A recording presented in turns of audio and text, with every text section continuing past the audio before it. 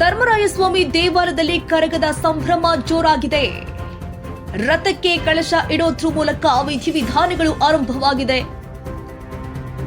ಸಂಪಂಗಿ ಕೆರೆಯಿಂದ ಹಸಿ ಕರಗ ತಂದಿದ್ದಾರೆ ಜ್ಞಾನೇಂದ್ರ ಸ್ವಾಮಿ. ಸಂಪಂಗಿ ಕೆರೆಯ ಶಕ್ತಿ ಪೀಠದಿಂದ ಹಸಿ ಕರಗ ತಂದ ಸ್ವಾಮಿ. ಐತಿಹಾಸಿಕ ಕರಗ ಮಹೋತ್ಸವಕ್ಕೆ ಕೌಂಟ್ ಡೌನ್ ಶುರುವಾಗಿದೆ.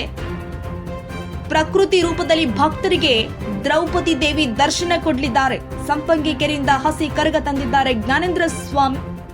ಬೆಂಗಳೂರಿನ ಐತಿಹಾಸಿಕ ಕರಗ ಅಂದಾಕ್ಷಣ ನಮಗೆ ನೆನಪಿಗೆ ಬರುವಂತದ್ದು ರಾತ್ರಿಯ ಸಂದರ್ಭದಲ್ಲಿ ದ್ರೌಪದಮ್ಮ ಕರಗವನ್ನ ಹೊತ್ತು ಮಧ್ಯರಾತ್ರಿ ದ್ರೌಪದಿಯನ್ನ ಕರೆತರುವಂತಹ ಸನ್ನಿವೇಶವನ್ನ ನೋಡೋದಕ್ಕೂ ಕೂಡ ಮೈಜುಮ್ ಅನಿಸುತ್ತೆ.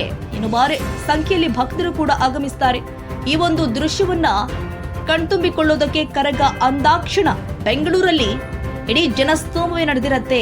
ಈ ಒಂದು ಕ್ಷಣಕ್ಕಾಗಿ ಕಾತುರದಿಂದ ಕಾಯ್ತಾ ಇರ್ತಾರೆ. ಇತಿಹಾಸ ಪ್ರಸಿದ್ಧ ಐತಿಹಾಸಿಕ ಕರಗ ಮಹೋತ್ಸವ ಆರಂಭವಾಗಿದೆ. ಸಂಪಂಗಿ ಕೆರೆಯಿಂದ ಹಸಿ ಕರಗವನ್ನ ತರಲಾಗುತ್ತೆ. ಅದನ್ನ ತೆಗೆದುಕೊಂಡು ಬಂದು ದ್ರೌಪದಮ್ಮನಿಗೆ ವಿಶೇಷ ಪೂಜೆಯನ್ನ ಮಾಡಲಾಗುತ್ತೆ. ವಿಧಿವಿಧಾನಗಳ ಮುಖಾಂತರವಾಗಿ ಕರಗದ ಸಂಭ್ರಮ ಜೋರಾಗಿದೆ. ಸಮುದಾಯದಿಂದ ಈ ದ್ರೌಪದಮ್ಮನ ಕರಗವನ್ನ ಹೊತ್ತು ಮೆರವಣಿಗೆ ಕೂಡ ಮಾಡಲಾಗುತ್ತೆ.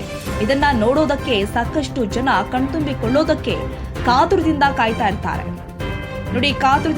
ಇರ್ತಾರೆ. ರಥಕ್ಕೆ ಪೂಜೆಯನ್ನ ಮಾಡಿ ವಿಧಿವಿಧಾನಗಳನ್ನ ಮುಗಿಸಿ ಬೆಳಿಗ್ಗೆ ಮಧ್ಯರಾತ್ರಿಯಿಂದಲೇ ಆರಂಭವಾಗುತ್ತೆ ಪೂಜಾ ವಿಧಿವಿಧಾನ. ಎಲ್ಲ ಕೂಡ ಹಸಿ ಕರಗದ ಜೊತೆ ಬೇರೆ ಬೇರೆ ಮಹಿಳೆಯರು ಕೂಡ ಅಲಂಕೃತಗೊಂಡು ಪುಟ್ಟ ಪುಟ್ಟ ಕರಗಳನ್ನ ಕೂಡ ಹೊತ್ತು ತರುತ್ತಾರೆ ದೇವಾಲಯಕ್ಕೆ. ದ್ರೌಪದಮ್ಮನಿಗೆ ಪೂಜೆಯನ್ನ ಸಲ್ಲಿಸಬೇಕು ಅನ್ನುವಂತಹ ನಿಟ್ಟಿನಲ್ಲಿ ಈ ಕರಗ ಮಹೋತ್ಸವ ಬಹಳ ಅದ್ದೂರಿಯಾಗಿ ನಡೆಸಲಾಗುತ್ತೆ. ಬಹಳ ಐತಿಹಾಸಿಕ ಹಿನ್ನೆಲೆ ಉಳ್ಳ ಕರಗ ನೋಡಲು ಜನ ಕಾತುರರಾಗಿದ್ದಾರೆ. ಧರ್ಮರಾಯಸ್ವಾಮಿ ಐತಿಹಾಸಿಕ ಕರಗದ ಸಂಭ್ರಮ ಜೋರಾಗಿದೆ. ಪ್ರಕೃತಿ ರೂಪದಲ್ಲಿ ಭಕ್ತರಿಗೆ ದ್ರೌಪದಿ ದೇವಿ ದರ್ಶನ ಕೊಟ್ಟಿದ್ದಾರೆ.